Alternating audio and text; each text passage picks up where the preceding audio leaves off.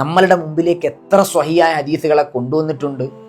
വളരെ തുച്ഛമായ ഹദീസുകൾ മാത്രം. മറ്റ് എത്രയോ സ്വഹിയായ ഹദീസുകൾ ഔലിയാക്കളിലേക്ക്, സൂഫി പണ്ഡിതന്മാരിലേക്കൊക്കെ അള്ളാഹിന്റെ റസൂൽ സ്വപ്നത്തിലൂടെ എത്തിച്ചു കൊടുത്തിട്ടുണ്ട്. ഒരുപക്ഷെ നാം ഇവിടെ കാണുന്ന ജവാഹിർ എന്ന് പറയുന്ന ഗ്രന്ഥത്തിന്റെ മുസന്നിഫാകുന്ന സൂഫി പണ്ഡിതന്റെ സ്വപ്നത്തിലേക്ക് അള്ളാഹിന്റെ റസൂൽ ഇത് കാണിച്ചു കൊടുത്തതിനെ കുറിച്ച് പറഞ്ഞിട്ടുണ്ടെങ്കിലോ നമ്മൾക്കിതൊക്കെ തള്ളാൻ പറ്റും. അസ്സലാമു അലൈക്കും വറഹ്മത്തുള്ളാഹി വബറകാതുഹു. പ്രിയപ്പെട്ട സഹോദരങ്ങളെ, സുഹൃത്തുക്കളെ, മീഡിയ ഫോക്കസിലേക്ക് ഏവർക്കും ഹൃദ്യമായ സ്വാഗതം. നമ്മൾ സമസ്തക്കാരെ ഖുറാഫികൾ എന്ന് വിളിക്കാറുണ്ട്. അതെന്തുകൊണ്ടാണ്? അതെ, അവർ ഖുറാഫികളായതുകൊണ്ട് തന്നെയാണ്. അത് വെറുതെ ഒരു ആരോപണമല്ല, ഒരു യാഥാർത്ഥ്യമാണ്. അപ്പോൾ എന്താണ് ഖുറാഫി എന്ന് പറഞ്ഞാൽ?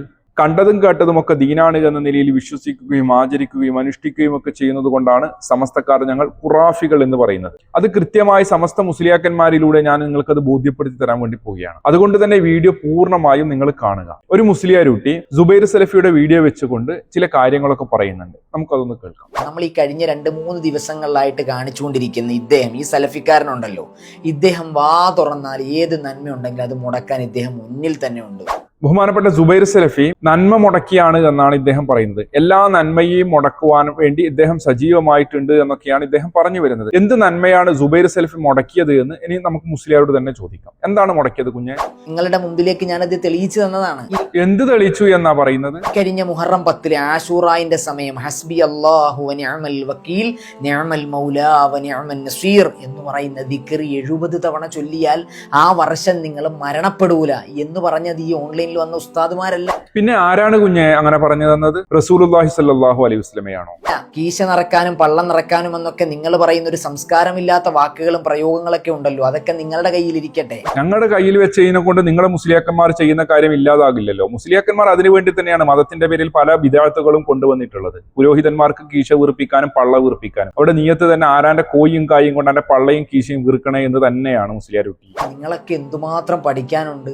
അതെ, ഒരുപാട് പഠിക്കാൻ. നിങ്ങൾ മുസ്ലിയാക്കന്മാരിൽ നിന്നും കുറെ കാര്യങ്ങൾ പഠിക്കാനുണ്ട്. ജനങ്ങളെ എങ്ങനെയൊക്കെ വഞ്ചിച്ച് തിന്നാൻ വേണ്ടി പറ്റും എന്നൊക്കെ മുസ്ലിയാക്കന്മാർ നമുക്ക് ഓരോ ദിവസവും കാണിച്ചു തരികയാണല്ലോ. അതുകൊണ്ട് തന്നെ നിങ്ങളുടെ ഷർറിൽ നിന്ന്, നിങ്ങളുടെ കെണിയിൽ നിന്ന് എങ്ങനെ സമുദായത്തെ രക്ഷപ്പെടുത്തണം എന്നതുകൊണ്ട് തന്നെ നിങ്ങളിൽ നിന്ന് ഒരുപാട് കാര്യങ്ങൾ പഠിച്ചെടുക്കാനുണ്ട്. കണ്ടാലും കണ്ടില്ലെന്ന് നടിച്ച് ഒരുപാട് ആളുകളെ തിന്മയുടെ വഴിയിലേക്ക് പറഞ്ഞുവിടാൻ നിങ്ങൾ എത്ര മുന്നിലാണ്. നിനക്കൊക്കെ മതമാണെന്ന രീതിയിൽ പലതും പഠിപ്പിച്ചാൽ നിന്നെയൊക്കെ കയറൂരുവിട്ട മുസ്ലിയാക്കന്മാർ സമൂഹത്തിന്റെ മുന്നിൽ പറഞ്ഞു വെച്ച പല കാര്യങ്ങളും ഇസ്ലാമുമായി പുലബന്ധം പോലും ഇല്ലാത്ത കാര്യങ്ങളായതുകൊണ്ട് തന്നെ അത്തരം കാര്യങ്ങൾ വിശ്വസിക്കുകയും ആചരിക്കുകയും അനുഷ്ഠിക്കുകയും ചെയ്യുമ്പോൾ അതൊന്നും കണ്ടില്ല എന്ന് നടിച്ച് അഹ്ലുസുന്നയുടെ പണ്ഡിതന്മാരും പ്രബോധകരും മിണ്ടാതെ അങ്ങ് പോവുകയല്ല ചെയ്തിട്ടുള്ളത്. അതിനെതിരെ ശക്തമായി സംസാരിക്കുകയാണ് ചെയ്തിട്ടുള്ളത്. അതിനുള്ള ബേജാറിൽ നിന്നാണ് താൻ ഈ രീതിയിലുള്ള ഒരു വീഡിയോയുമായി വന്നത്. അതിന് തന്നെയാണല്ലോ, അതല്ല താൻ എന്തൊക്കെയാണ് എന്നുള്ള ധാരണയിലാണോ? നിങ്ങളുടെയൊക്കെ അവസ്ഥ നിങ്ങൾ തന്നെ ഒന്ന് ചിന്തിച്ചു നോക്കണമല്ലോ.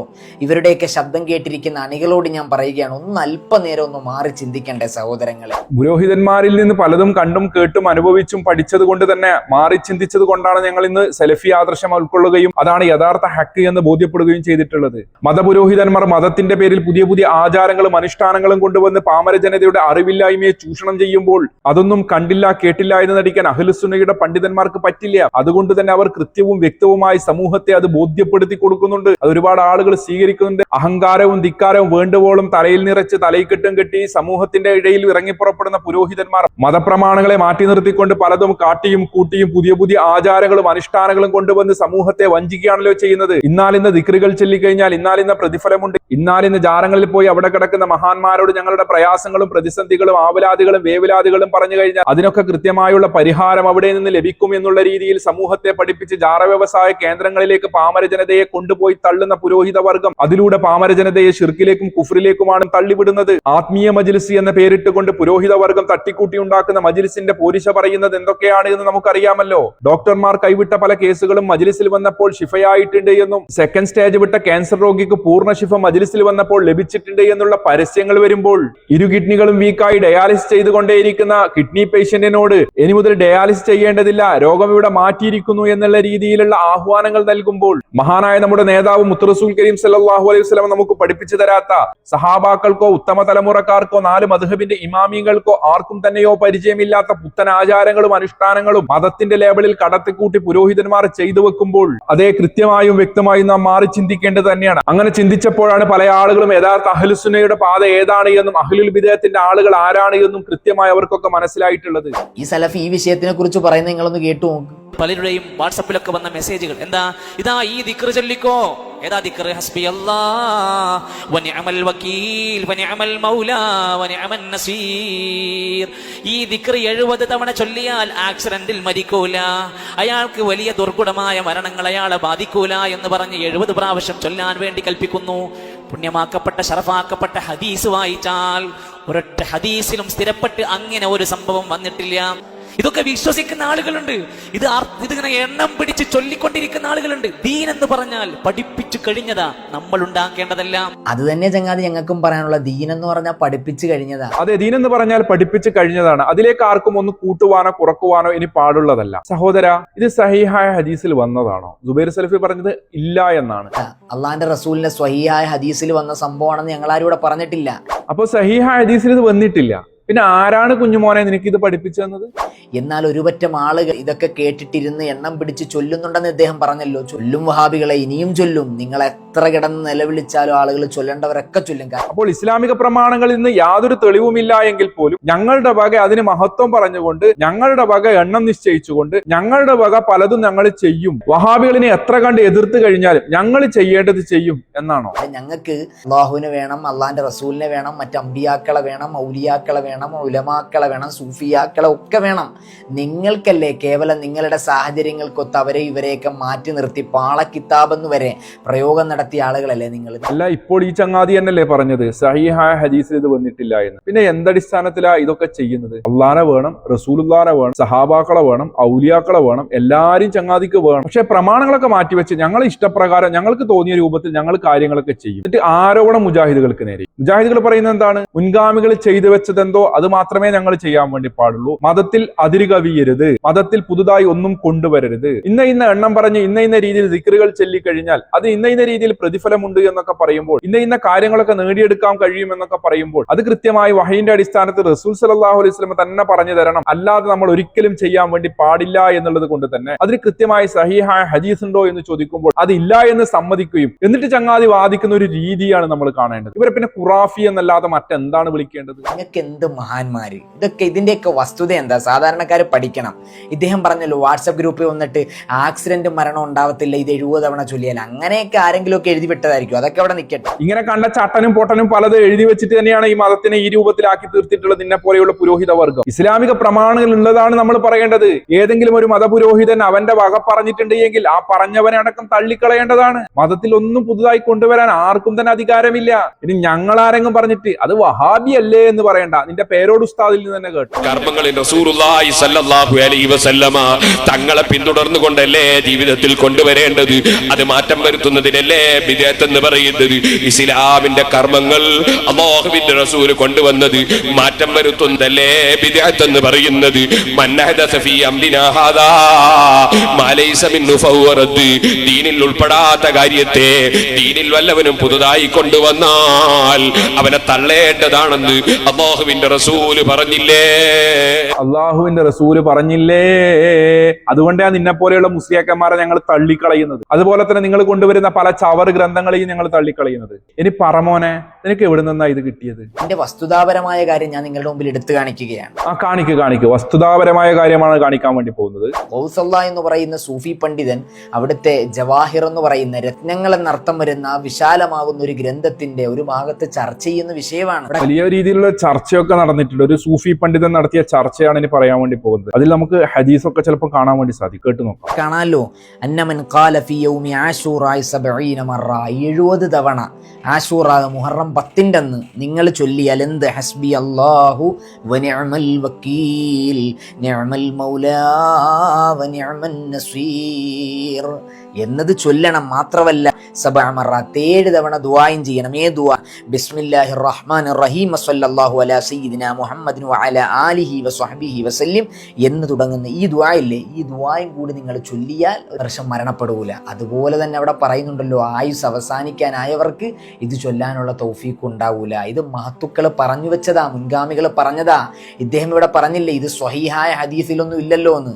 എൻ്റെ പൊന്ന് ചങ്ങാതി, നിങ്ങളൊക്കെ ഒന്ന് പഠിച്ചു വെക്കേണ്ട ഒരു കാര്യമുണ്ട്. എത്ര സ്വഹീഹായ ഹദീസ് ഞാനും നിങ്ങളൊക്കെ കണ്ടിട്ടുണ്ട്. ആ തുച്ഛമായ ഹദീസുകളിൽ ഈ പറയപ്പെട്ട കാര്യങ്ങളൊന്നും ഇല്ല എന്നതുകൊണ്ട് നമുക്ക് മതത്തിൽ പുതുതായി വല്ലതും കൊണ്ടുവരാൻ വേണ്ടി പാടുണ്ടോ മുസ്ലിയാരെ? ഇപ്പൊ നിങ്ങൾ കൊണ്ടുവന്ന സൂഫി പണ്ഡിതൻ ഹദീസ് ഒന്നുമല്ല പറയുന്നത്, അദ്ദേഹത്തിന്റെ വകയാണ് കാര്യങ്ങൾ പറഞ്ഞിട്ടുള്ളത്. ആണ് എന്നാണല്ലോ താങ്കൾ ഇവിടെ സമ്മതിക്കുകയും ചെയ്യുന്നത്. തുച്ഛമായ ഹദീസുകൾ മാത്രമേ നമുക്ക് ലഭിച്ചിട്ടുള്ളൂ എന്ന് പറഞ്ഞുകൊണ്ട് മതത്തിലേക്ക് പുതിയ ആചാരങ്ങൾ അനുഷ്ഠാനങ്ങളൊക്കെ കൊണ്ടുവരാൻ വേണ്ടി പാടുണ്ടോ? അങ്ങനെ നമുക്ക് പെർമിഷൻ തന്നിട്ടുണ്ടോ? മതം പൂർത്തിയാക്കിയിട്ടുണ്ട് എന്ന് നമ്മളെല്ലാവരും അംഗീകരിക്കുന്ന കാര്യമാണല്ലോ. ചില മുസ്ലിയാക്കന്മാർ അവരുടെ പുസ്തകങ്ങളിൽ എഴുതി വെച്ച് കഴിഞ്ഞാൽ അതൊക്കെ ദീനാകുമെന്നാണോ? മാനവരാശിക്ക് ആകമാനം മാർഗദർശനം നൽകുവാനാണ് മഹാനായ നമ്മുടെ നേതാവ് മുത്ത് റസൂൽ കരീം സല്ലല്ലാഹു അലൈഹി വസല്ലം നമ്മളിലേക്ക് നിയോഗിക്കപ്പെട്ടത്. ആ റസൂൽ സല്ലല്ലാഹു അലൈഹി വസല്ലമയിൽ നിന്ന് നമുക്ക് ഉത്തമമായ മാതൃകയുണ്ട്. സ്വർഗത്തിലേക്ക് അടുപ്പിക്കുന്ന സർവ്വകാര്യങ്ങളും നരകത്തെ തൊട്ട് തടയപ്പെടുന്ന സർവ്വകാര്യങ്ങളും കൃത്യമായി പറഞ്ഞു തന്നു. അപ്പോൾ പേരോട് അബ്ദുറഹ്മാൻ സഖാഫി നേരത്തെ ഹദീസ് വായിച്ച് പറഞ്ഞത് എന്താണ്? എത്രയോ സ്വഹിയായ ഹദീസുകൾ ഔലിയാക്കളിലേക്ക്, സൂഫി പണ്ഡിതന്മാരിലേക്കൊക്കെ അള്ളാന്റെ റസൂൽ സ്വപ്നത്തിലൂടെ എത്തിച്ചു കൊടുത്തിട്ടുണ്ട്.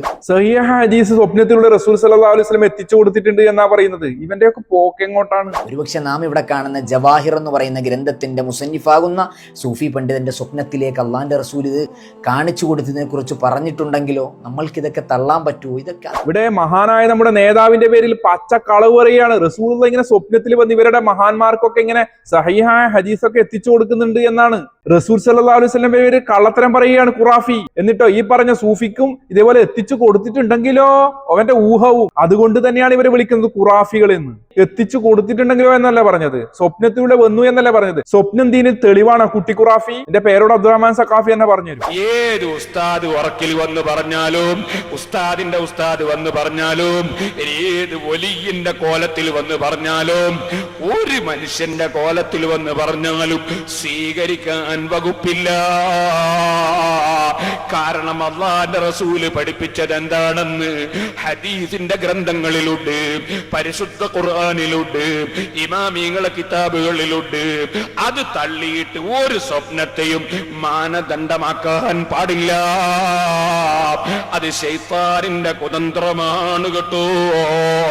ഇക്കാര്യം ബഹുമാനപ്പെട്ട ഇബ്നു ഹജറുൽ ഹൈതമി തങ്ങൾ രേഖപ്പെടുത്തിയിട്ടുണ്ട്. ഇമാം നവവി റഹിമഹുല്ലാഹ് രേഖപ്പെടുത്തിയിട്ടുണ്ട്.